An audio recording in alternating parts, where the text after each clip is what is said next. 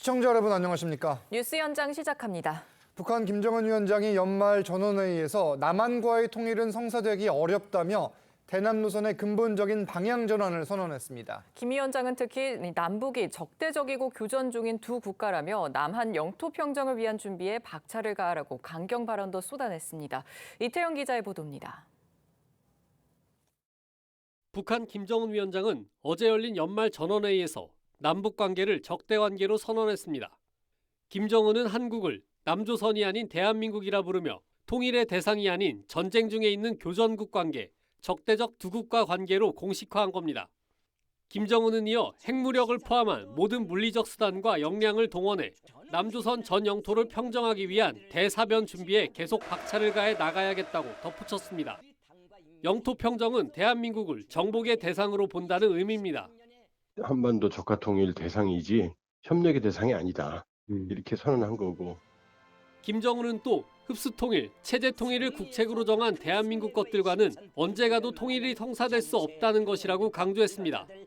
또 올해 처음으로 발사한 정찰위성 만리경 1호에 이어 내년에는 총 3개의 군사위성을 추가로 발사하겠다고 밝혔습니다. 김정은은 내년 핵무기 생산 계획 수행을 위한 투쟁을 전개하라고 주문하는 등 무력 증강을 국방과제의 최우선으로 삼았습니다. TV조선 이태영입니다.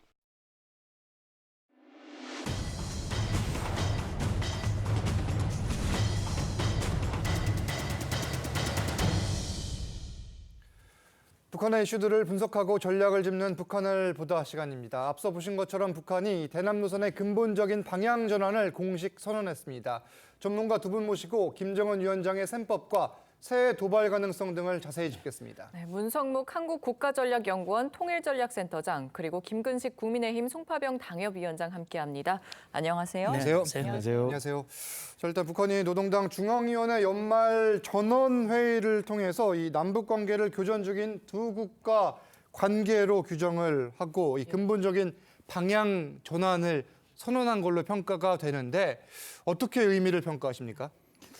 사실 김정은의 발표만을 보면 예. 방향의 전환이라고 이렇게 볼 수도 있겠습니다만 저는 그런 생각을 해요.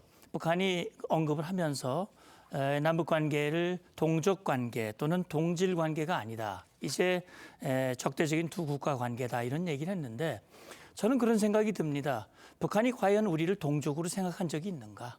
단 한 번이라도 진정 우리를 동족으로 생각한 일이 있는가? 그랬다면 6.25 전쟁도 안 일으켰을 거고 이후에 수많은 도발도 안 했을 것이고 핵무기 개발도 안 할 겁니다. 그런데 결국 이번에 이렇게 발표한 것은 사실 방향의 전환이라기보다는 본색을 드러냈다. 본색을 드러냈다. 그들의 원래 대남 적화 전략의 본색을 드러냈다라는 생각이 들고요. 그렇다면 왜 이 시점에 이런 발표를 했을까라고 보면 전 두 가지로 해석을 하고 싶어요. 의미를요.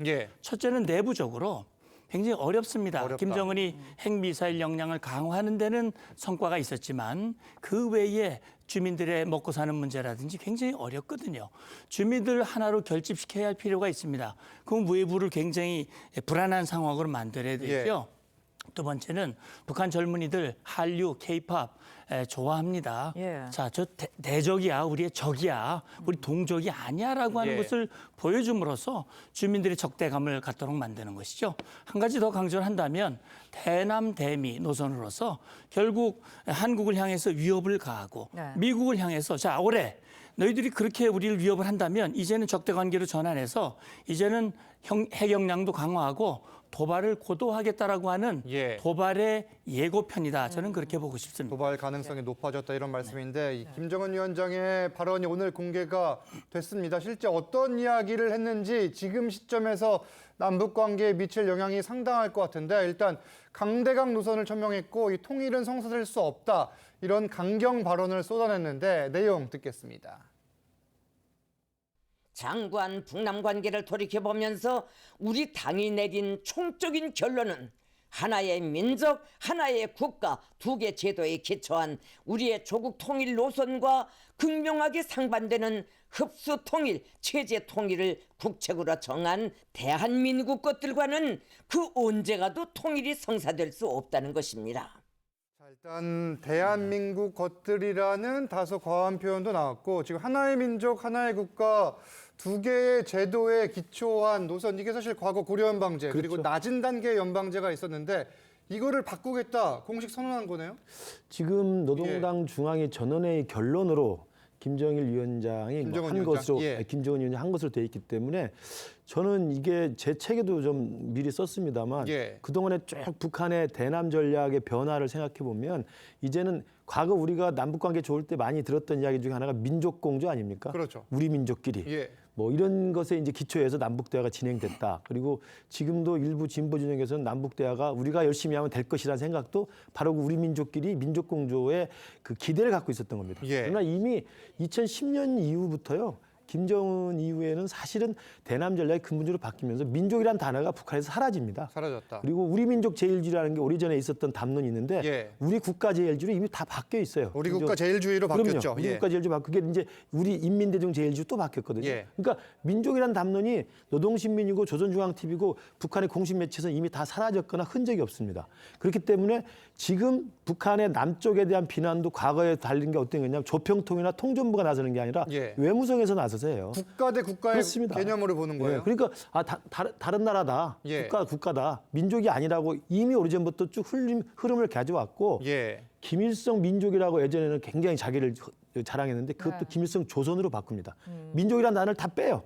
그것을 이번에 제가 볼 때는 당중앙위 전원회에서 최종적으로 이제 결론으로 정책을 낸 거예요. 그렇기 때문에 이게 갖는 의미는 뭐 도발도 있고 북한의 어떤 흡수통일이나 뭐 적화통일 의도도 있습니다만은 제일 중요한 건 남북 관계에 더 이상 기대를 가질 필요가 없다는 거예요. 그러니까 우리가 뭐 이제 우리가 진심을 가지고 대하면 북한이 남북 협상 임할 것이고 민족주의라는 입장에서 뭐 같이 대화 협력할 것이다. 안 되는 겁니다. 그냥 적대 국가로 딱 규정한 거기 때문에 국가 대 국가인데 공격하고 도발을 해서 꺾어떨어야만 되는 적대 국가 관계로 규정한 거기 때문에 이제는 우리 남쪽 일부에서 북에 대한 선의, 북에 대한 어떤 화해 협력의 기대 이걸 갖지 않도록 하는 저는 마지막 쐐기를 박았다고 생각합니다. 쐐기를 박았다 이 이야기고요. 이번에도 그렇지만 올해 아시안 게임에서도 조선중앙TV는 우리나라를 향해서 남조선이라는 말 대신 괴뢰팀으로 표현을 하기도 했습니다. 당시 목소리 먼저 들어보시죠.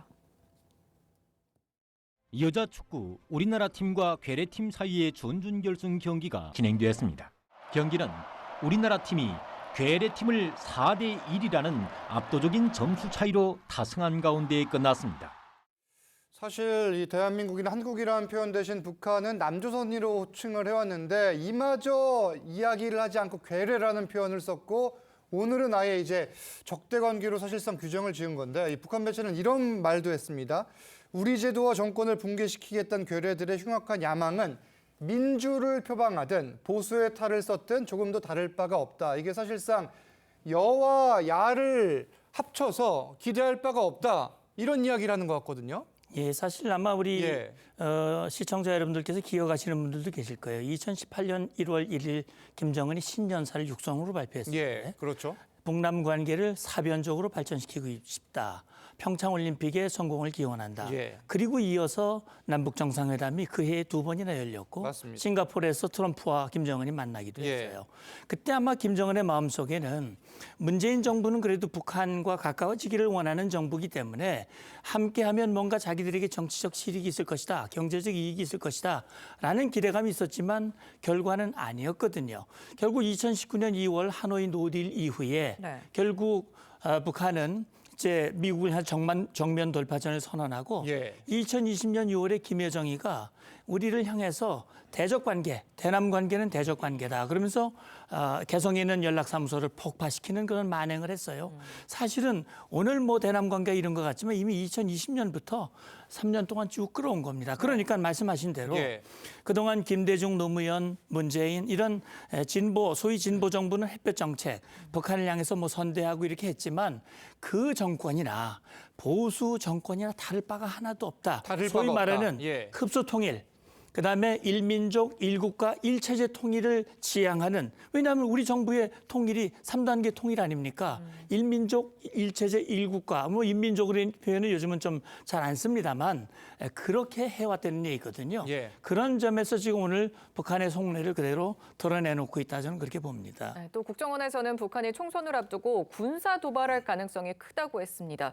2016년에 20대 총선 당시에도 또 도발이 잇따랐었고요. 실제로 좀 총선 전후로 이런 징후가 있을 거라고 보십니까? 오늘 발표와 좀 연결을 지어서 분석해 주시면 좋을 것 같아요. 그러니까요. 오늘 예. 발표에서 분명히 얘기를 예. 했습니다. 전쟁 준비에 집중하라고 그랬거든요. 예. 그다음에 남한 영토를 평정을 하겠다라고 얘기를 했습니다. 맞아요. 예. 그런 준비를 핵무력, 미사일 무력, 정찰 유성도 더 발사하고 네. 민방위, 즉 예비군들까지도 모든 총력 태세를 갖추라고 얘기를 했거든요. 예. 사실은요, 저는 그렇게 생각을 합니다.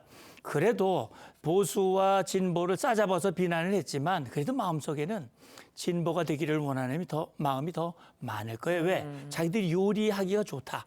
적어도 자기들의 말을 좀 듣는다라는 생각을 가지고 있기 때문에 자기들에게 유리한 세력이 정권을 잡도록 예. 또 마찬가지 뭐 의회 권력을 잡도록 또 미국을 향해서는 자기가 대하기가 편한 트럼프가 되도록 예. 만들기 위한 그런 여건을 만들려면 전쟁이냐 평화냐라는 프레임으로 자기들이 지지하는 세력을 뽑으면 평화고 그렇지 않으면 전쟁이고 그런 식으로 해서 도발의 수위를 조절해 가면서 예.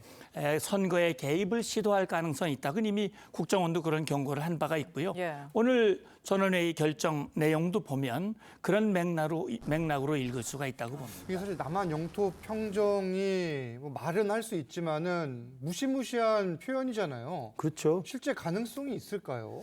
아마 이제 지금 북한의 예. 김정은도 계속 이야기하고 있는 게 2021년 1월 달에 8차 당대회를 가지고 그 8차 당대회 회기 중에 지금 전원회의를 하는 거거든요. 그렇죠. 예. 그때 2021년 8차 당대회 국방력 발전 5대 가압이 설정이 돼요. 예. 그 5대 가압에 따라서 지금 계속 이 실험들을 하는 겁니다. 핵무력을 고도화하는 그렇습니다. 거예요. 정찰위성 쏘는 예. 거, 핵잠수함, 뭐 SLBM 다 그 5대 가압 안에 진전될 수 있도록 하는 거예요. 그렇기 때문에 아마 내년, 내후년 2026년에 이제 9차 당대회가 예정돼 있기 때문에 그렇죠. 네네. 그 이전까지는 그걸 완벽하게 하려고 예. 계속 핵무력 증강이라든지 그다음에 투발 수단의 그 개선이라든지 이런 것들을 계속 노력을 해서 아마 쌓을 것 같고요.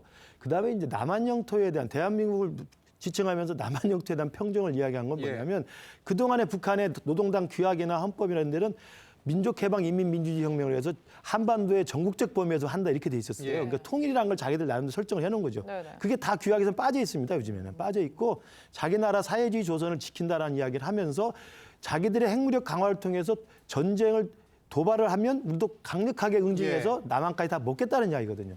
저는 이걸 보면 아 정말 두 개의 나라라고 하는 두 개의 국가라는 적대 관계를 규정을 해놓고 기회가 있으면 언제든지 전쟁을 일으켜서 전쟁을 빌미 삼아서 남쪽까지 다 점령하겠다라는 명백한 무력 통일에 대한 확실한 공식화라고 봐야 됩니다. 아, 그만큼 뭐 대화가 필요하다 이런 목소리가 나올 수 있어도 보이는데 마지막으로 새해 뭐 내일부터잖아요. 한반도 정세 짧게 전망을 좀 부탁드릴게요. 네, 일단 앞선 말씀드렸듯이 북한의 도발 수위가 높아질 겁니다. 높아질 것이다. 그럼에도 불구하고 뭐 북한과 대화 뭐 별 성과가 없을 것이다, 기대할 것이 없다라고 얘기를 하지만 제가 북한은 그동안 관찰해 본 결과 북한은 자기들이 아쉽고 필요하면 나옵니다. 그렇기 때문에 언젠가 우리가 주도하는 통일을 이루기 위해서 북한의 저런 야망을 꺾기 위한 그런 철저한 군사 대비와 함께 북한의 비핵화를 현실화시킬 수 있는 그런 우리의 모든 노력, 국제 공조 함께 해야 된다고 봅니다. 알겠습니다. 내년 4월에 이제 한국에선 총선이 있고 미국 11월 대선 결과와 맞물려서 또 북한이 어떤 움직임을 보일지 새해 계속 지켜봐야겠습니다. 문성목 센터장님과는 여기서 인사 나누겠습니다. 감사합니다. 감사합니다.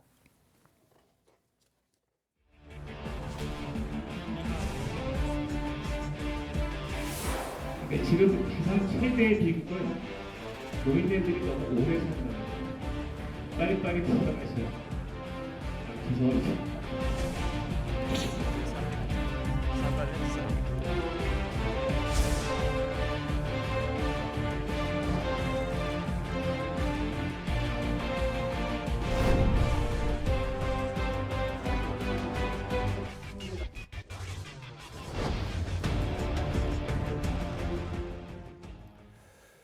막말성 발언으로 논란을 낳았던 국민의힘 민경우 비대위원이 어제 사퇴했습니다. 비대위 인선에 대한 잡음이 가실지 주목되는데 패널 4분 모시고 이 내용과 함께 정치권 쟁점들 자세히 짚겠습니다. 네, 이현종 문화일보 논설위원, 김현정 민주당 당대표 언론특보, 박성민 전 민주당 최고위원 새로 모셨습니다. 안녕하세요. 안녕하세요. 주제 바로 보시죠. 일단 노인 폄하 발언 논란을 낳았던 민경우 비대위원이 어제 자진 사퇴했는데 이 비대위 출발에 누를 끼치고 싶지 않다 이렇게 말하면서 자리에서 물러났어요.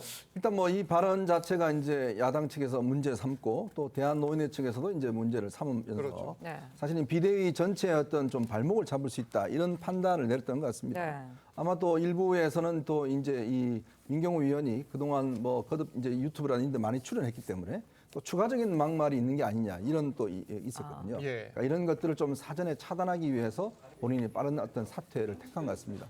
왜냐하면 이제 비대위가 이제 1월 1일부터 본격적으로 이제 활동을 시작해야 될 텐데 여기 이제 발목이 잡히면 좋지도 않고 또 이런 발언 자체가 보면 예전에 김민경 혁신위원장 발언에서 보듯이 실제로 표심에 굉장히 영향을 미칠 수가 있거든요. 그럴 수 있죠. 두고 예를 들어서 이거는 야당 측에서 이제 쟁점화 시킬 가능성이 높기 때문에 사전 차단한다는 의미에서 신속하게 일단 사퇴를 한 것 같습니다. 네, 이런 가운데 박은식 비대위원도 결혼과 출산의 주된 결정자는 남자다 이런 글을 올려서 또 논란이 되기도 했죠.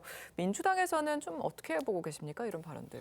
저거 대단한 여성 혐오 발언이기 때문에 저분은 여성 혐오 발언을 한 것뿐만 아니라 또 구구적인 역사관을 구구 유튜브들에 출연해서 그동안 많이 또 발언한 거로도 또 많이 비판을 받고 있어요. 네네. 대표적인 것이 뭐 20세기의 박은식은 이승만 대통령을 탄핵했지만 21세기 박은식은 복권을 추진한다. 뭐 이런 식의 구구적인 역사관을 또 표현했던 분인 거죠. 그래서 이번에 비대위 꾸릴 때에도 한동훈 장관이 법무부 장관 시절, 한동훈 위원장이 법무부 장관 시절에도 인사 검증을 제대로 못한 거에 대한 비판을 많이 받았잖아요. 그래서 비대위원들이 한동훈 비대위의 성공 여부를 가늠할 수 있는 가늠자가 될 것이다라는 얘기들도 있었는데 실제로 비대위원들 구성한 거를 보면은 좀 민주당을 주로 막 공격했던 그런 인사라든지 또는 구구적인 사고를 가지고 있는 비대위원들이 같이 합류하면서 지금 좀 전에 이제 한 분이 사퇴하는 이런 일도 벌어졌고 박은식도 마찬가지로 좀 전에 말했던 그 구구적인 역사관을 갖고 있는 사람으로 지금 확인되고 있거든요. 그래서 이것도 결국은 그러면 이 비대위원을 인선한 한동훈 위원장의 또 그런 인사검증에 대한 문제로 같이 연결될 수 있는 문제여서 이런 분들을 같이 계속해서 비대위로 같이 가져간다고 하면 한동훈 비대위가 성공 가능성이 대단히 낮을 수밖에 없는 거고 국민적인 신뢰가 떨어질 수밖에 없는 거거든요. 그래서 빨리 수습하는 것이 낫겠다 저는 그렇게 생각합니다. 극우 관련 이야기를 해주셨는데 이 박은식 비대위원에 대해서는 혹시 다른 의견 있으십니까? 민경우 비대위원이 이제 신속하게 사퇴하면서 일단락을 전 졌다고 보고요. 저게 이제 처음 나왔을 때 이제 그 노인분에 대한 폄하 발언이 나왔다면 전후 맥락에서 충분히 이해가 되는 것이었는데 해서는 안 될 표현을 했던 것이고 그러나 이제 그 뒤에 또 몇 가지 다른 발언이 나왔습니다. 그래서 아마 신속하게 비대위 출범에 누를 끼치지 않는다는 저는 그 본래 진정성이 충분히 좀 공감이 가고요. 박은식 비대위원 같은 경우는요. 지금 우리 김현정 대변인께서 구구적인 사고라고 하는데요. 이승만 대통령에 대한 평가를 하는 게 어떻게 극우적인 사고입니까? 그건 지나치게 프레임을 극우 프레임으로 몰고 가려는 저는 정치적 의도가 있다고 보고 박은식 대표 같은 경우는 잘 아시다시피 광주 출신의 호남 의사임에도 불구하고 민주당의 민주당의 볼모로 잡힌 호남 민심을 지금부터 계속 통렬하게 비판해 왔어요. 그러니까 사실은 호남 우파의 상징이라고 볼 수 있는 분입니다. 그렇기 때문에 우리 비대위에서는 정말 할 수 있는 말을 하는 그런 저런 쓴소리를 할 수 있는 사람으로 모셔온 거라고 생각이 들기 때문에 박은식 비대위원에 대한 것들 가지고 더 이상 민주당이 더 정치 공세를 하는 건 제가 볼 때 의미가 없다고 보고 이제는 내일이 이제 신년 아닙니까? 비대위 출범과 함께 일을 시작해야 되기 때문에 성과로서 그리고 메시지로서 비대위가 국민들의 기대를 채워주길 바랍니다. 문제가 있다는 쪽의 의견, 정치 공세라는 의견 맞부딪히고 여기에 지금 공관위원장 사실 인선이 매우 중요한데 이 부분은 어떻게 준비되고 있는지 좀 취재가 되신 게 있습니까? 아마 김기현 전 대표 시절에 일부 인사들이 이제 공관위원장으로 내정이 됐던 걸로 알려지고 있습니다. 그런데 이제 아마 한동훈 위원장이 들어오면서 다시 원점에서 재검토를 하는 것 같습니다. 그렇다면 이제 아마 공관위원장 조금 인선을 할 텐데 공관위원장을 일단 중요한 거는 뭐냐면 이게 뭐 명망이 있고 이런 분들보다는 실질적으로 어떤 당의 상황이나 또 선거의 어떤 경험이라든지 그다음에 각 이 총선이라는 게 전국적인 선거는 아니거든요. 왜냐하면 전국적인 선거라는 건 뭐냐면 대선처럼 예. 한 후보가 전국에서 미치는 게 아니라 그렇죠. 각 지역 단위로 벌어진 선거이기 때문에 그 지역의 특성, 그 지역의 어떤 뭐 후보자의 어떤 연고 뭐 등등 이런 것들이 다 지역마다 다릅니다. 그리고 뭐 중앙에서 볼 때는 아, 이런 사람 내려가면 당선될 것 같다 생각이 들지만 또 지역에 내려가 보면 전혀 반대인 경우가 있거든요. 그럴 수 있죠. 그러니까 예전에 아마 이 그 공천을 실패했던 게 지난 21대 같은 경우도 예. 그때는 아, 젊은 인사들이 많이 내려가면 당선될 것이다라고 해서 많은 젊은 인사들 공천했어요. 예. 근데 지역 가서 다 떨어졌어요. 예. 그러니까 그런 게 뭐냐면 이 총선 공천이라는 게 지역적 어떤 정서나 지역적 이 어떤 현황이나 이런 것들이 굉장히 우선돼야 되고 네. 그런 것들을 공정하게 판단을 해야 되는 거거든요. 이제 그런 면에서 아마 좀 정치를 좀 아는 그리고 또 선거를 치러본 경험이 있는 예. 뭐 그러한 분으로 아마 선택될 가능성이 높습니다. 그럴 수 있겠네요. 네, 한동훈 위원장은 총선을 100일 앞둔 내일부터 5일간 이 전국 주요 도시를 찾습니다. 비대위원장으로 첫걸음을 내디디면서 전국 지지층을 결집하겠다는 건데 먼저 내용 들어보시죠. 우리는 상식적인 많은 국민들을 대신해서 이재명 대표의 민주당과 그 뒤에 숨어서 국민 위에 군림하려는 운동권 특권 세력과 싸울 겁니다. 호남에서, 영남에서, 충청에서, 강원에서, 제주에서, 경기에서, 서울에서 싸울 겁니다. 그리고 용기와 헌신으로 반드시 이길 겁니다. 이미 예고를 했습니다. 일단은 서울 국립현충원을 찾아서 참배를 하고 가는 도시가 이제 2일에 대전을 찾아요. 여기 대전에서도 현충원을 참배할 예정인데 이 행보 움직임 어떻게 평가하십니까? 일단은 한동훈 비대위원장이 임명되면서 많이 나왔던 비판 중에 하나가 이제 확장성이 없을 것이다라는 비판이었거든요. 그리고 사실 그동안 뭐 국민의힘에서 전통적으로 계속해서 공략해왔던 TK 지역이나 PK 지역이 아니라 사실은 다른 지역을 첫 행보로 한다라는 거는 이런 일련의 비판을 좀 불식시키기 위한 본인 나름의 전략이라고 볼 수 있을 것 같습니다. 사실 충청권 같은 경우에는 상당한 스윙보터 지역이다 이렇게도 많이 분류가 되고 선거 때에도 접전지로 불려지는 지역이기 때문에 그렇죠. 이곳부터 공략하겠다라는 이제 나름 본인의 좀 포부를 드러내는 거거든요. 근데 사실 뭐 신년 일정을 첫 번째로 어디로 하느냐 이런 부분도 굉장히 중요하겠지만 결국에 저는 어디를 가느냐보다 어떤 말을 하느냐 그리고 어떤 정책을 이야기하고 어떤 정치적인 노선을 보여주느냐 이 부분이 더 중요하다고 생각하기 때문에 예.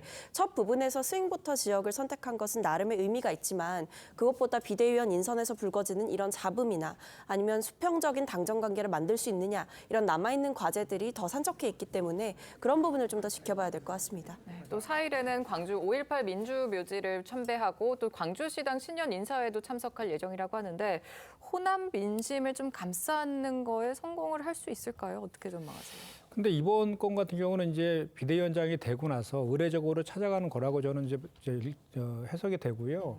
사실 그동안에 지난 윤석열 대통령도 5.18 정신을 헌법 전문에 수록하겠다고 공약한 적도 있었잖아요. 네. 그럼에도 불구하고 그 이후에 이제 뭐 국민의힘의 최고위원들이 5.18과 관련된 망언들을 계속해서 뭐 징계도 당하기도 하고 이런 일도 있었고 또 많은 비판 속에서도 또 5.18 관련된 또 망언을 했던 김광동 교수를 진실화의 위원장 장관급으로 또 임명도 하고 그랬거든요.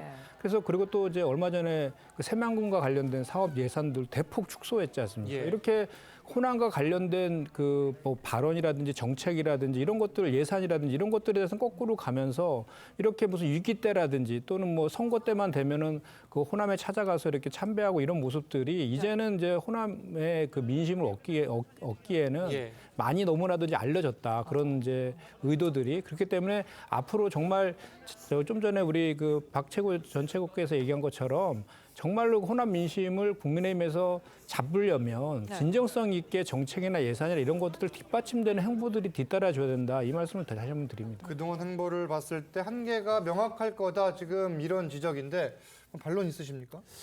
이제 비대위원장에 취임하고 비대위가 구성에 대해서 첫 행보로 전국을 돌면서 인사드리는 건 당연한 수순이고요. 그렇죠. 그리고 또 신년 아닙니까? 예. 신년이면 각 지역별로 도당이든 시당이든 모여서 신년 인사회를 가집니다. 그쪽에서 또 빨리 와달라고 요청을 그럼요. 한다고 그러더라고요. 그렇죠. 그렇기 때문에 당 대표 아닙니까? 당 예. 대표격의 비대위원장이 각 우리 지역에서 그 신년 인사회를 할 때 거기 찾아가서 인사하고 거기에 국회의원들, 당협위원장들, 당원들을 만나서 지지를 호소하는 건 뭐 자연스러운 저는 일이라고 생각하고 거기에 또 뭐 지나치게 정치적 공방을 할 필요는 없다고 생각합니다. 다만 호남에 대해서도 뭐 약간 말씀을 하셨습니다만 5.18 관련해서는 이미 우리가 윤석열 대통령이 후보 시절부터 이 헌법에 전문에 실어야 된다는 걸 공약을 내걸었던 분이고요. 그게 윤석열 대통령이 지금 뭐 개헌을 할 수가 있습니까? 개헌이 안 되는 상황에서 그걸 안 됐다고 비판하는 건 제가 볼 때 그야말로 비판을 위한 비판이라는 말씀드리고 그렇기 때문에 5.18과 관련된 극우적인 몇몇 소수 일각에서 망언이 나오면 그때그때 우리 당에서는 다 징계를 해서 굉장히 중징계로 이걸 엄청나게 그 메시지를 냅니다. 그렇기 때문에 더 이상 이제는 5.18과 관련해서 우리 국민의힘이 뭐 호남을 버렸다 이렇게 말씀하시는 건 정말 고색창연한 과거의 공세가 아닌가 이런 말씀드립니다. 이 부분 역시 이제 양쪽의 주장이 부딪히는 것 같고 그리고 1월 3일에는 신년 인사회가 있습니다. 한동훈 위원장이 이 비대위원장 신분으로는 처음으로 윤석열 대통령을 만날 텐데 사실 이 만남도 관심이 집중되고 있어요. 네, 이번 신년 인사회는 이제 이재명 대표도 참석을 하게 돼 있고요. 아마 여야 대표들이 다 참석한 가운데 일단 신년 인사회를 가지는 것 같습니다. 아무래도 이제 총선이 있는 해기 때문에 각각의 어떤 민심을 잡겠다라는 뭐 그런 측면이 있는 것 같고요. 또 대통령실도 마찬가지로 지금 일단 국민들에게 뭐 여러 가지 지지율이나 이런 것들을 좀 상승 효과를 노리겠다 이런 차원인 것 같습니다. 이제 문제는 앞으로 이제 한동훈 위원장과 대통령실 관계를 어떻게 가져갈 것이냐 이게 이제 나와 있는 거죠. 수직이냐 수평이냐. 그게 이제 지금 김건희 여사 특검법 관련해서 그게 이제 통과됐지만 또 제의가 있지 않습니까? 이 부분과 관련돼 있고 또 그 제의를 하면서 결국 대통령실이 김 여사의 어떤 문제에 대한 어떠한 대책을 내놓을 것인지 그렇다면 여기에 당은 어떠한 입장을 표명할 것인지 뭐 이런 부분이 가장 첫 번째 관건일 것 같아요. 뭐 그런 부분에 당의 목소리를 높이고 또 대통령실도 이를 수용하고 한다라고 그러면 기존의 어떤 관계 자체는 상당히 좀 희석되지 않을까라는 그런 기대도 있습니다. 말씀 주신 것처럼 이 김건희 특검법 지금 뭐 여야가 뜨거운 공방을 벌이고 있습니다. 지난 목요일에 일단 법안이 통과가 됐는데 관련 발언을 들어보시고 이 내용 집중 분석합니다. 특검을 거부한 자가 범인이다라고 했던 것은 바로 정부 여당입니다. 대통령 배우자에 대한 의혹 규명을 스스로 맡겠다면 국민이 납득할 수 있겠습니까? 윤석열 대통령의 거부권 행사는 나도 공범임을 인정하는 꼴임을 명심하십시오. 이재명 대표가 언제든 협력할 준비가 됐다고 한 것처럼 이제 정쟁용 탄핵과 총선용 특검과 같은 악법은 스스로 거두어 주십시오. 지금 일단 국민의힘에서는 이 해당 법안, 김건희 특검법은 총선용 악법이다 이렇게 명확히 규정 지은 거죠? 그렇습니다. 그러니까 법안 내용에 있어서 독소 조항은 이미 많이 이야기가 됐고요.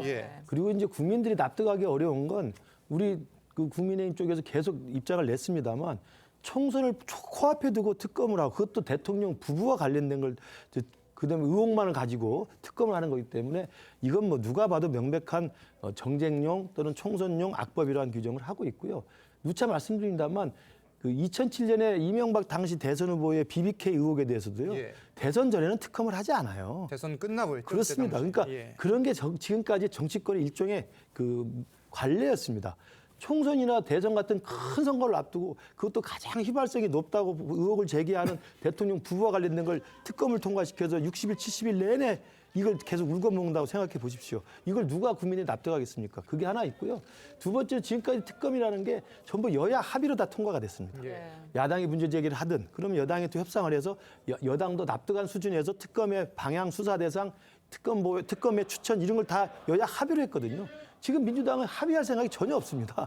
그렇기 때문에 저는 시기와 그다음에 이 여야 합의가 아니라는 이 방식의 측면에서 지금 민주당이 이야기하는 이 김건희 특검법은 말 그대로 총선용 정쟁용 특검이라는 말씀을 드리고 그렇기 때문에 저는 아까 이현정 의원님 말씀하신 것처럼 빨리 대통령실에서 제의 요구를 하고 제의 요구에 대해서 또 민주당은 또 일각에서 뭐 공천이 다 끝난 다음에 공천 탈락자들 중심으로 뭐 제의에 재표결해서 어떻게 해보겠다 그러는데 정말 그것만 봐도 꼼수 중에 꼼수라는 생각을 할 수밖에 없는 거 아니겠습니까? 그래서 대통령이 제의 요구하면 바로 제의 요구한 직후에 지금까지 했던 것처럼 재표결해서 빨리 이 김건희 특검법 입법 절차는 폐기 수순으로 가서 정리를 하는 것이 가장 유일한 방법이고 다만 김건희 여사에 대한 국민들의 어떤 그 리스크가 있다고 한다면 그건 우리 당과 대통령실에서 또 다른 방식의 해법과 대안을 내놓아야 된다고 생각합니다. 지금 총선용이다, 정쟁용이라는 주장을 하셨는데 반론해 주셔야 될 것 같아요. 아니 국민의힘 소속이시면서 가정 다 아시면서 저렇게 말씀하시니까 저도 좀 답답하네요. 그러니까 4월 27일 날 패스트트랙 신속 처리 법안으로 올라갔잖아요. 네. 그 이후에도 8개월이 지났습니다. 그때도 반대만 했지 뭐 대안 같은 거 제시를 전혀 안 했잖아요, 여당에서.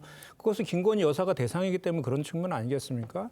그동안에 안 하고 있다가 이것이 당연히 이제 12월 말이 되면 12월 28일이 되면 의결이 될 것이라는 거 다 알고 있었지 않습니까? 국민의힘에서도. 그럼에도 불구하고 그동안에 그렇게 수수방관했던 것은 그 여당의 책임인 것이죠. 그리고 그 이후에도 윤석열 검찰에서 뭐 수사나 기소나 뭐 불기소나 뭐 이렇게 사건을 종결 처리도 안 하고 그냥 방치해 놨지 않습니까? 그렇기 때문에 부득이하게 지금 와서 이미 예견된 이 시점에서 이게 의결된 것일 뿐이라는 점을 다시 한번 확인해 드리고요.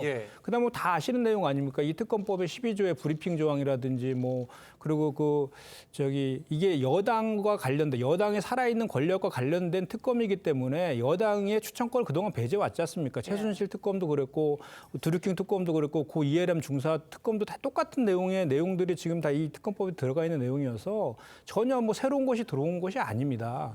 그리고 이제 또 하나 분명한 것은 그 윤석열 대통령이 살아있는 권력을 수사했고 공정과 상식이라는 그 이미지를 갖고 대통령이 되신 분이잖아요. 그러니까 본인 부인과 관련된 특검법이 지금 발의돼 있는 겁니다. 그렇다고 하면 오히려 더 국민적 눈높이에서 봤을 때 의혹이 한 점 없기에 이게 해소되기 위해서는 특검법을 거부하기보다는 수용해서 그 국민적인 신뢰를 회복하는 것이 저는 맞다라고 생각하고 한동훈 그 비대위원장도 이것이 수직적 당정 관계를 깨고 뭔가 한동훈 장관이 그 국민적인 그 민심을 받아들이라는 그거에 대해서 이 특검법을 어떻게 처리하는 데가 저는 바로미터가 될 것이다라고 보고 국민들도 거부권 행사하면 안 된다는 여론이 압도적으로 높지 않습니까? 그런 것도 다 받아야 된다 저는 생각합니다. 지금 잠깐 브리핑 조항 말씀하셨는데 한동훈 장관은 총선을 앞두고 실시간으로 수사 상황이 전달되는 것에 대해서 여러 차례 우려를 표해 왔습니다. 실제로 과거 특검에선 수사 과정이 공개되기도 했는데 한동훈 위원장의 발언과 함께 이어서 들어보시죠. 저는 그 법이 총선용 악법이라고 분명히 말씀드렸죠. 그 법을 통해서 4월 9일, 4월 8일, 4월 10일에도 계속 생중계를 하겠다는 거 아닙니까? 그 지연 배제 명단의 최종판이 어떤 것인지 그리고 그것이 어떻게 만들어졌는지 계속 수사 중에 있습니다. 문건이 실제로 뭐 일부 명단이지만은 문건이 존재하는 것은 맞습니다. 이 태블릿 PC와 관련된 그런 논란들이 있을 수 있을 것 같아서 저희들이 그 실물을 직접 가지고 있다는 것을 부대변인이 직접 보여드리도록 하겠습니다. 어제 말씀드린 것이 이것이 실물입니다. 자, 이규철 당시 이제 특검보 이제 대변인 역할을 맡아서 이제 평일 기준으로 매일 오후에 이제 관련 브리핑을 했었는데 이번에는 지금 상황이 다르다. 이게 지금 국민의힘 입장이죠. 그렇죠. 일단 그때는 여야가 다 합의를 했던 사안입니다. 워낙 중대한 사태이기 때문에 국정농단 사태가. 그래서 이제 국민들에게 일일이 알리를 피고 있다라고 해서 매일 저렇게 했지 않습니까? 또 이견이 없었어요, 당시에는. 그렇죠. 그때는 또 저렇게 했고. 그다음에 지금 이 특검법 같은 경우는 일단 야당이 지금 단독으로 한 거 아니겠어요? 뭐 변협이라든지 이런 데 무슨 뭐 추천받는 것도 아니고 그냥 자기들이 선정하겠다는 거 아니겠어요? 그러니까 단적인 예로 예를 들어 민변 출신 변호사나 이런 사람들 자기와 관련된 사람들 임명해서 하겠다는 거 아닙니까? 또 둘째는 지금 매일 브리핑 하겠다는 거잖아요. 그렇다면 매일매일 브리핑 하는데 이게 바로 선거 전이 임박해 있지 않습니까? 이게 된다면 2월 달에 출범합니다. 그러면 2, 3월 달에 계속적으로 브리핑 하잖아요. 4월 달 총선? 그다음에 누가 초점을 맞추겠습니까? 결국은 언론을 통해서 특검의 내용들이 일일이 되고 나중에 와서 수사해보니 아닌 것 같은데요. 이렇게 돼버리면 그때 누가 책임지겠습니까? 우리 예전에 이 김대엽 병풍 사건 아시지 않습니까? 당시 대선 전에 그렇게 여러 가지 어떤 의혹들이 다 됐는데 결국 어떻게 됐습니까? 나중에 다 거짓으로 드러났잖아요. 근데 이미 국민 선택은 다 끝나버렸어요. 그럼 그걸 어떻게 하죠? 나중에 물을 수도 없지 않습니까? 이미 대선 끝나버렸는데 그러니까 아유 다시 합시다라고 이야기할 수 없는 거 아니에요?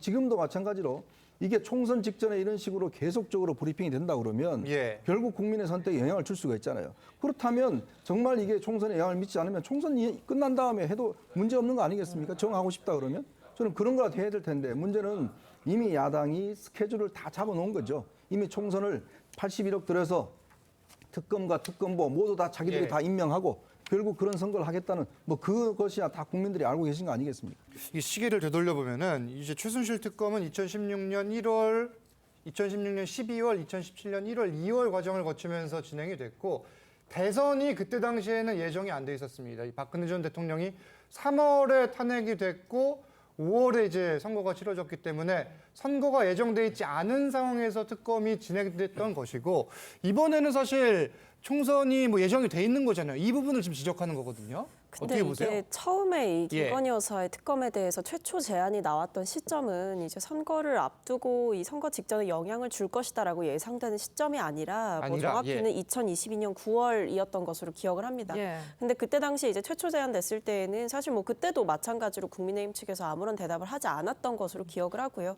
그 뒤에 일종의 야권 연대가 만들어지면서 정의당과 민주당이 함께 특검을 추진하게 되는 과정이 있었던 것인데 그 몇 개월 동안 그 수십 개월 동안 국민의힘은 아무것도 하지 않아 놓고 이제 와서 민주당이 모든 시간표를 짜놓고 뭐 이 특검을 정략적으로 추진했다 이렇게 이야기하는 것은 민주당을 향한 뭐 정치 공세에 불과하다. 그리고 민주당을 이제 와서 악마화하면 뭐하냐 싶은 거죠. 그럼 그동안 국회에서 얼마든지 얘기하고 대화하고 협의하고 처리할 수 있었고 심지어는 더 빨리 대화와 협의 처리가 이루어졌다면 여름에 이미 수사 결과가 나와서 총선과 아무런 상관이 없었을 수도 있습니다. 그동안 수수방관해왔던 국회의 책임, 그러니까 국민의힘의 책임, 그다음에 그동안 무혐의로 불기소 처분이라든지 아니면 보강 수사라든지 어떤 것도 제대로 해내지 못했던 검찰의 책임, 이런 부분에서는 국민의힘 입 다물고 무조건 민주당만 잘못했다, 민주당만 계속해서 악마화하는 방식으로 가는 건 오히려 국민의힘이 자승자박하는 꼴이다, 저는 이렇게 생각을 하고요. 네, 더 나아가서는 그리고 한동훈 장관이 계속 한동훈 비대위원장의 과거 발언이 소환될 수밖에 없는 건 과거에도 한동훈 비대위원장이 수사팀으로 참여했던 그 특검에서 있었던 그 조항들을 이제 와서 독소 조항이라고 꼬집는 거는 자기 모순이고요. 본인이 화양연화라고 했던 그 살아있는 권력에 대해 수사를 했던 그 시점들에 있었던 이 조항들이 이제 와서 김건희 여사 앞에서는 악법이고 독소 조항이다. 저는 이거 국민들이 납득 못 하실 거라고 봅니다. 그래서 이제 와서 지나간 버스에다 대고 어차피 손 흔들어봤자 저는 그거 불가하다고 보고요. 그동안 수수방관했던 책임 그리고 특검을 거부하는 자가 범인이다라고 정치 공세했던 국민의힘의 과거 발언들도 저는 좀 생각해 보시면 좋겠어요. 제 기억에는 일단 수사 브리핑이 되는 거는 당시 박영수 특검팀에서 정한 게 아니라 여야가 합의를 해서 정했던 걸로 일단 기억을 하고요. 이제 이어서 또 질문을 드리면은 지금 이 재의결 시점을 놓고도 양측이 신경전을 벌이고 있는데 2월 이야기도 나오는데 맞습니까? 어떤 상황이에요? 아니요, 뭐 정해진 건 전혀 없고요. 정해진 게 없다. 예, 먼저 조금 전에 그 우리 박 전 최고가 얘기한 걸 덧붙이면 제가 지난 4월 달까지 제가 이제 당 대변인을 하고 있어서 그랬죠. 그때 최고의 비공개이나 이런 쪽에 제가 이제 들어가서 같이 이제 회의를 했는데 그 당시에 여야 간에 협상을 했던 그 박홍근 원내대표가 수차례에 걸쳐서 여당에게 이러면은 총선과 맞물릴 수 있다라는 얘기를 계속했었습니다. 그럼에도 불구하고 계속 반대했다는 얘기를 제가 첨언을 드리고요.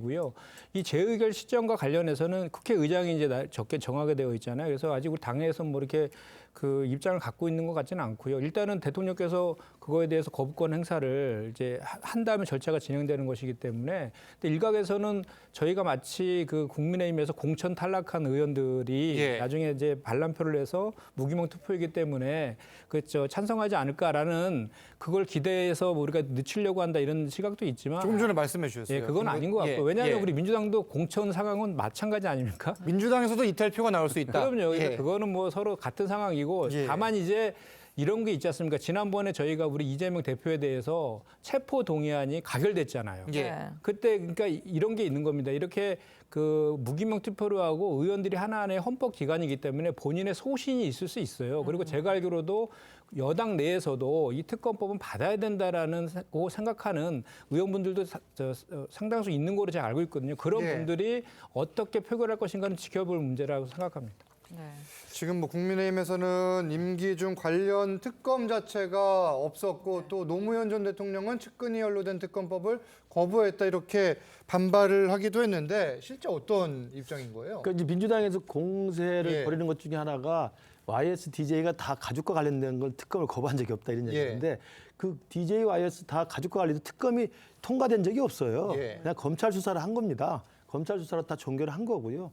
오히려 이제 아까 이야기 나왔던 노무현 대통령 시절에 당시 총무비서관하고 국정상황실장 몇몇 그 청와대 최측근들의 금품 수수와 관련돼 가지고 특검법이 통과가 됐는데 그걸 거부권을 행사한 적이 있었어요. 그 이야기를 다시 이제 반사로 말씀을 드리는 거고. 근데 그 중요한 게 아니고요. 아까 계속 우리 김현정 대변인 말씀하시지만 이 특검이라는 것이 왜 그러면 국민의힘이 그때까지 일을 안 하고 있다가 이제 와서 그러느냐 그러는데요. 그래서 비대위로 바뀌었잖아요. 그 김기현 대표 체제에서 그런 식으로 국회를 잘못 이끌었기 때문에 강서구청장 선거에서 우리가 모진 해초리를 맞고 다 바뀌었지 않습니까? 그래서 한동훈 비대위가 들어왔는데 왜 한동훈 비대위한테 그 이야기를 합니까? 그 말이 안 되는 거예요. 예. 그리고 애초에 처음 3월 달에 발의해서 4월 달에 패스트트랙 올릴 때도 제가 알기로는 우리 당에서도 정의당과 함께 법사위에 토론하자 몇 번 했었는데 갑자기 민주당이 정의당을 끌어들여서 특검 추천권을 그쪽으로 주면서 안을 바꾼 겁니다.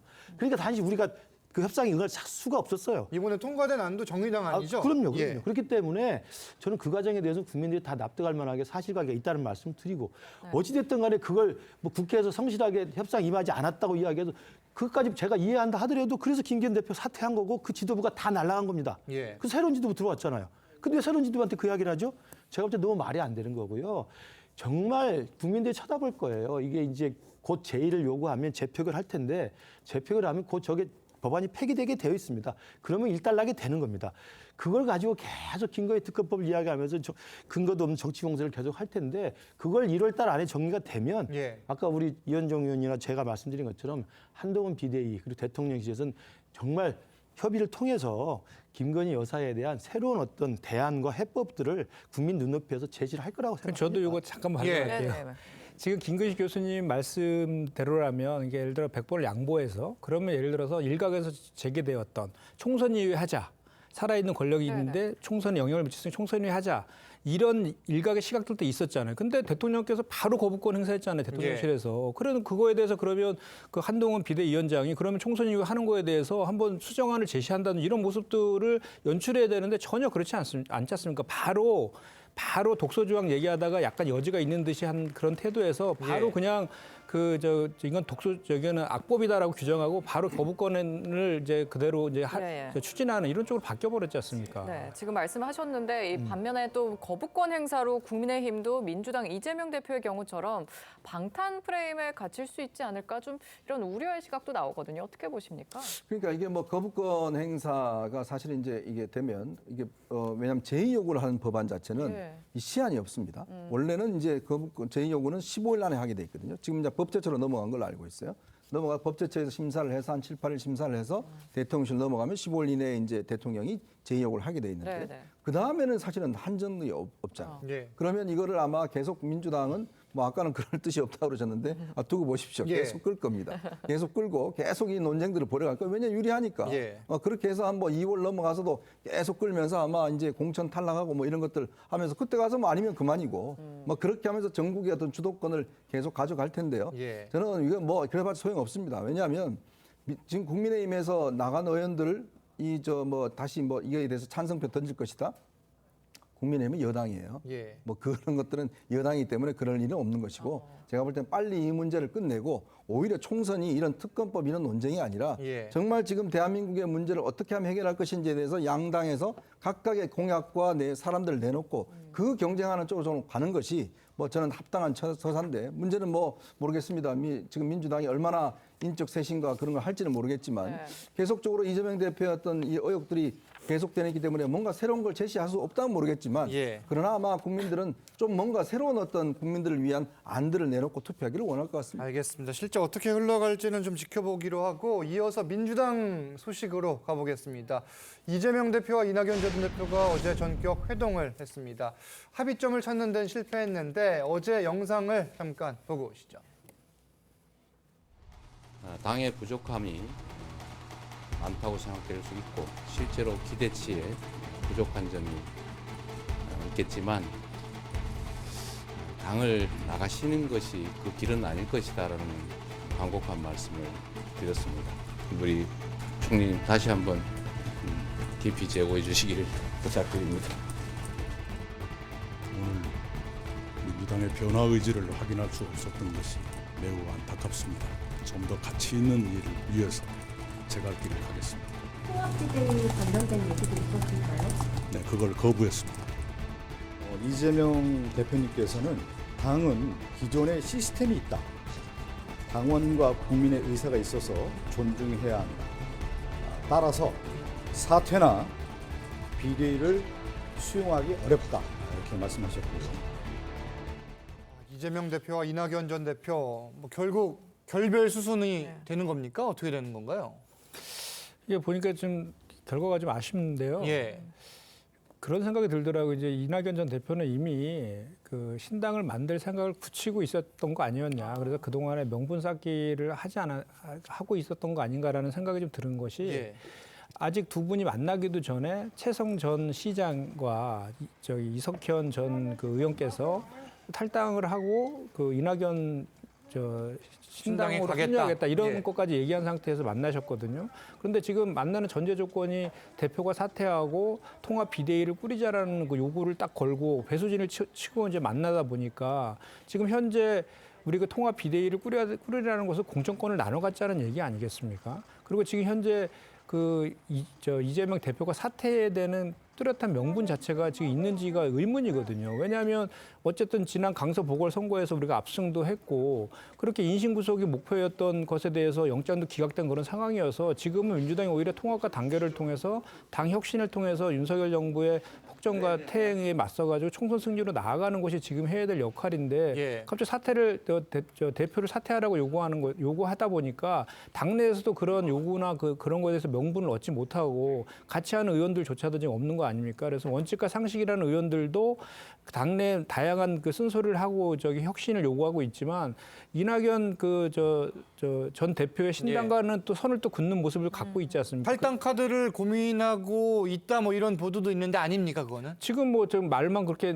무성하게 나오는 거 이현우 의원은 오히려 신당 안 간다고 명확히 하고 있지 않습니까? 네네. 그래서 그런 거 관련해서도 지켜볼 문제이지만 그 명분이라는 것이 지금 얻고 있지 않고 있기 때문에 그렇게 세력화되거나 이렇게 하는 것에 대해서는 영향은 대단히 미비할 것이라고 저는 그렇게 생각합니다.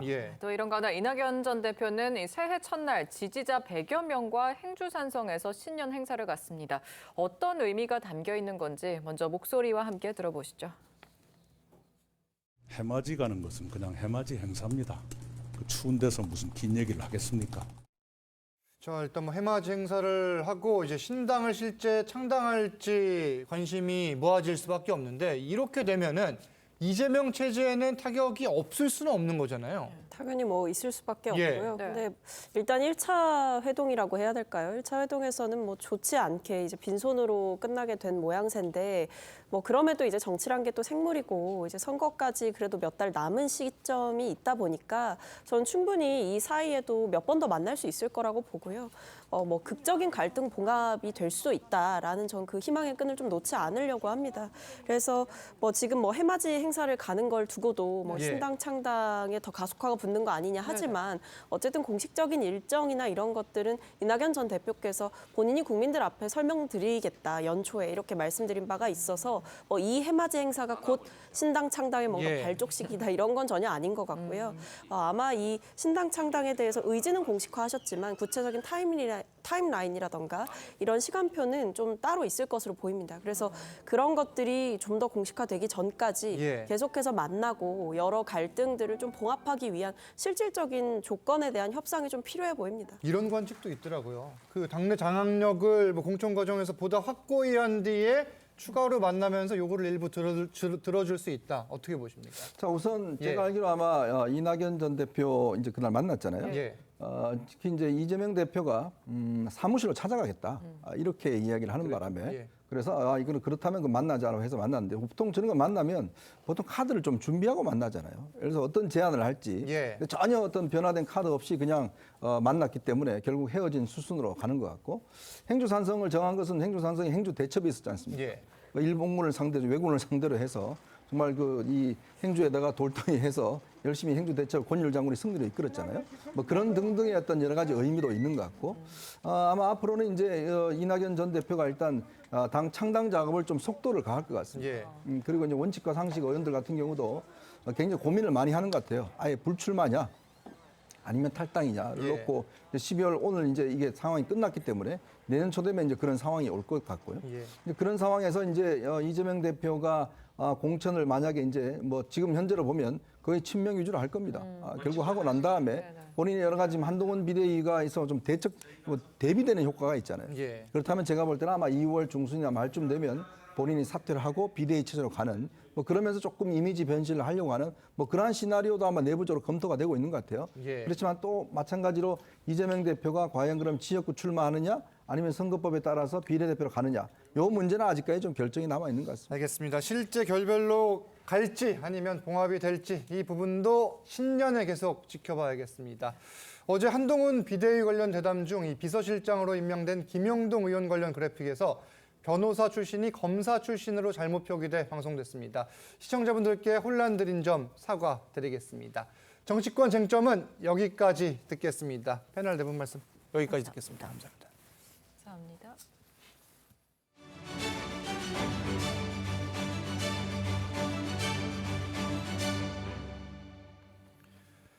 (2023년의) 마지막 날인 오늘 서울 도심에선 제야의 종과 새해 맞이 카운트다운 등 대규모 행사 준비가 한창입니다. 네, 특히 광화문 일대는 10만 명이 몰릴 것으로 예상돼 세종대로 사거리 등은 이 전면 통제가 되고 있습니다. 취재기자 연결해서 더 자세히 알아보죠. 서영애 기자, 행사 준비 잘 진행되고 있습니까? 네, 9시간 뒤면 서울 보신각에서는 타종 행사가, 광화문 광장에서는 새해맞이 행사가 열릴 예정입니다. 올해는 특히 서울시가 광화문 세종대로 사거리에 지름 12m의 대형 태양 모양 구조물을 설치하고 오마이걸 등 K-팝 가수들의 화려한 공연을 준비해 일대 교통을 전면 통제하고 있습니다. 아침 7시부터 세문안로에서 종로를 비롯해 세종대로 구간 도로 전체가 통제됐고 잠시 뒤 오후 3시부터는 청계천로부터 무교로, 우정국로까지 통제 구간이 확대될 예정입니다. 타종 행사는 코로나19 팬데믹 이후 처음으로 마스크 없이 진행될 예정으로 보신각에서 세종대로로 이어지는 약 400m 거리에는 사전 공연과 퍼레이드 축하 공연 등이 펼쳐집니다. 자정 시간에 맞춰 진행될 타종 행사에는 지난 서현역 흉기난동 당시 시민들 구조 활동을 한 윤도일 씨를 포함한 시민대표 12명 등이 참여합니다. 지하철은 정상 운행하지만 행사장 인근인 동강역에서는 오늘 밤 11시부터 새해 1시까지 무정차 통과할 예정입니다. 서울 지하철과 버스 38개 노선은 새벽 2시까지 연장 운행합니다. 다만 막차 시간이 각기 다르고 경기, 인천행 열차 대부분은 가정전 운행이 종료되기 때문에 미리 확인하셔야겠습니다. 사회부에서 TV조선 서영일입니다. 들으신 것처럼 오늘 밤 보신각과 세종대로 일대에서 제야의 종 타종 행사가 열립니다. 작년보다 2배 많은 인파가 몰릴 걸로 예상되는데 이 내용과 함께 한 주간의 이슈까지 하나씩 알아보겠습니다. 네, 허주연 변호사 새로 모셨습니다. 안녕하세요. 안녕하세요. 자, 제야의 종 행사 이번에는 지난 과거에는 보신각 인근에서만 열렸다면 이번에는 달라요. 네, 그렇죠? 세종대로 일대까지 다 이렇게 열리기 때문에 거의 뭐 한 400m가량 인근에서 행사도 열리고 사전 퍼레이드도 열리고 하니까요. 인파가 굉장히 몰릴 것으로 예상이 됩니다. 2024년 갑진이 이제 한 9시간 정도 남았나요? 그러니까요. 푸른 용의 해가 보신각이 그래도 중심이죠. 제야의 종 타종 행사로 멋지게 새 출발할 것으로 보이는데요. 올해 타종 행사에는 오세훈 서울시장 포함해서 이 시민 추천으로 선정된 18명의 인사가 함께합니다. 12명 시민 대표 몇 면은요. 자신의 안경원 밖에 쓰러져 있는 홀몸 노인을 돌본 이 김민영 안경사와 또 서현역 묻지마 흉기난동 피해자를 무서움에도 불구하고 끝까지 지킨 16살 이 윤도일 군 포함이 되어 있고요. 또 올해 수능 최고령 응시자 김정자 할머니도 포함이 되어 있습니다. 나머지 6명은 글로벌 인플루언서 등인데요. 이 사람들은 중에는 뭐 여러 면면들이 있지만 한국인으로 귀화한 우즈벡 인플루언서도 있는데 이들 팔로워들 합하면 30억 명 가량이 된다는 거예요. 이 사람들이 한복 입고 제야의 종 타종 행사를 하는 것을 자신 SNS로 전 세계로 생중계를 하면 정말 많은 사람들이 우리나라의 타종 행사에 함께를 할 수가 있겠죠. 그리고 말씀드린 것처럼 식전 행사로 1시간 전부터 이 국악 공연을 포함한 다양한 사전 행사로 한껏 분위기가 고조될 전망인데요. 올해 이 타종 행사에 볼거리가 하나가 추가가 됐습니다. 뭘까요? 바로 자정의 태양이라는 것인데요.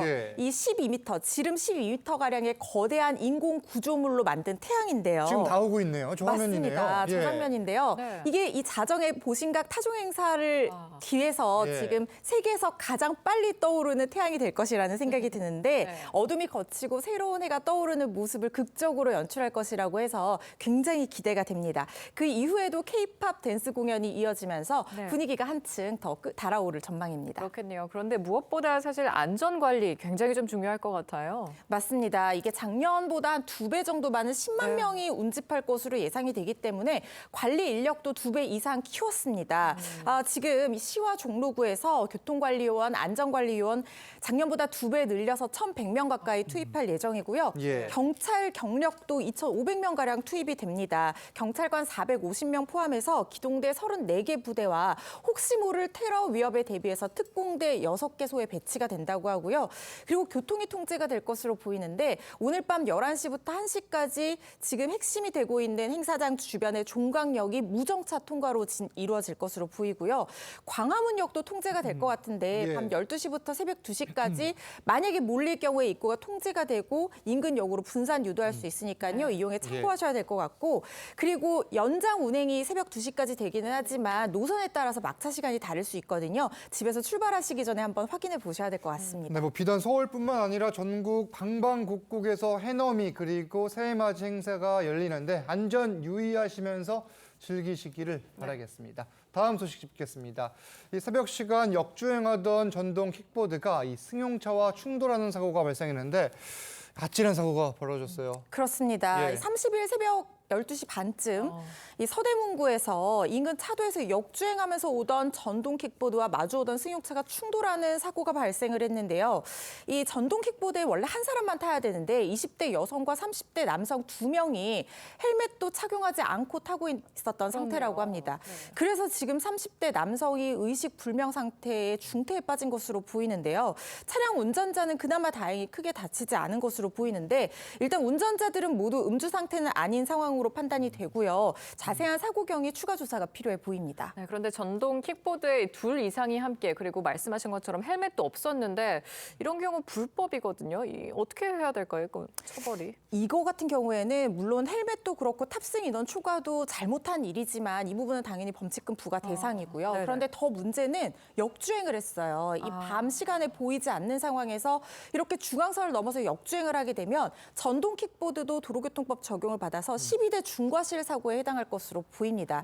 이렇게 되면요. 지금 자세한 사고 경위는 장면을 봐야지 과실 비율을 판단할 수 있겠지만 많이 다쳤다고 해서 무조건 피해자가 되는 게 아니에요. 자칫 과실 100%로 판단이 나게 될 가능성도 있습니다. 그렇게 되면은 본인 치료비도 자비로 부담을 해야 되고요. 보험 처리를 받을 수가 없어요. 그리고 상대방 차량의 대물 파손이라든가 인적 피해 같은 것들도 모두 다 자비로 부담해야 되는 상황이 벌어질 것으로 생각이 되고요. 지금 뭐 범칙금 물리는 것도 중요하지만 전동 킥보드는 자기를 보호해줄 수 있는 장치가 없기 때문에 이렇게 한 번의 충돌에도 굉장히 크게 다치는 치명상을 입을 수가 있기 때문에 각별한 주의가 필요해 보입니다. 지금 이용자들에 대한 안전의식 교육도 중요하지만 사실 실질적인 좀 안전을 보장할 수 있는 대책은 없을까요? 저는 이게 오토바이나 자동차에 못지않게 굉장히 위험하다고 생각해요. 지금 시속 25km 제한이지만 사실 불법 개조한 전동 킥보드 같은 경우에는 시속 80km까지 속도가 난다고 하거든요. 그렇다면 번호판을 달아서 이걸 등록을 해서 관리의 지대 안으로 포섭하는 어떤 노력들, 제도적인 방안 마련이 필요해 보인다는 생각이 들고요. 그리고 지금 면허가 없이는 대여가 되지 않도록 돼야 되는데 실질적으로 면허를 확인하는 시스템 자체를 공유 킥보드 회사에서 구축을 하지 못하고 있습니다. 이게 예산 문제 때문이다라고 하는데 위험성이 커지고 전체적인 어떤 사회적 비용이 증가할 수 있는 구조인 만큼 이 부분에 대해서 예산 지원을 하고 이 시스템을 갖추지 않은 업체에 강력한 페널티를 부과하는 방안으로 좀 강력 대응을 해야 되는 것이 아닌가 하는 생각이 듭니다. 제도적인 보완이 확실히 필요해 보이고 이어서 영화 소식 짚겠습니다.